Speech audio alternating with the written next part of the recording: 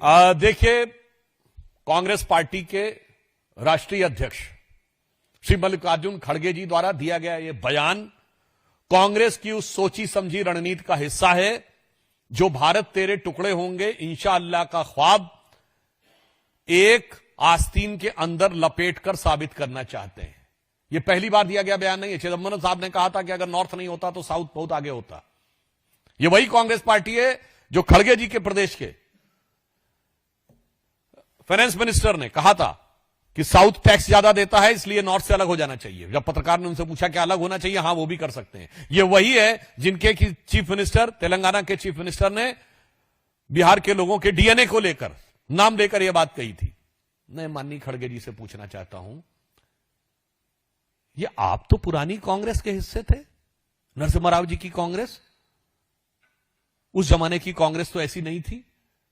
तो मैं पूछना चाहता हूं, ये खरबूजे को देखकर खरबूजा रंग बदलता है तो समझ में आता है, मगर चेले को देखकर गुरु रंग बदलता है, यह मेरी समझ से बाहर है। राहुल गांधी जी जो आपके चेले के समकक्ष हैं, पर मैं यह भी कहना चाहता हूं, जी बिल्कुल सही बात है, केरल के लोग बहुत प्रबुद्ध हैं और अब वो अपनी प्रबुद्धता का परिचय भी दे रहे हैं। इसीलिए तिरुवनंतपुरम में 45 साल के लेफ्ट के शासन के बाद भारतीय जनता पार्टी ने अपना नगर निगम का चुनाव जीता है। केरल के लोग बहुत पढ़े लिखे हैं, इसीलिए लव जिहाद सबसे पहले केरल में पहचाना गया और केरल के कम्युनिस्ट पार्टी के मुख्यमंत्री वीएस अच्युतानंदन ने लव जिहाद शब्द का प्रयोग किया। फिर ओमन चांडी जो कांग्रेस के मुख्यमंत्री थे, उन्होंने इस विषय के ऊपर केरल विधानसभा में चर्चा की।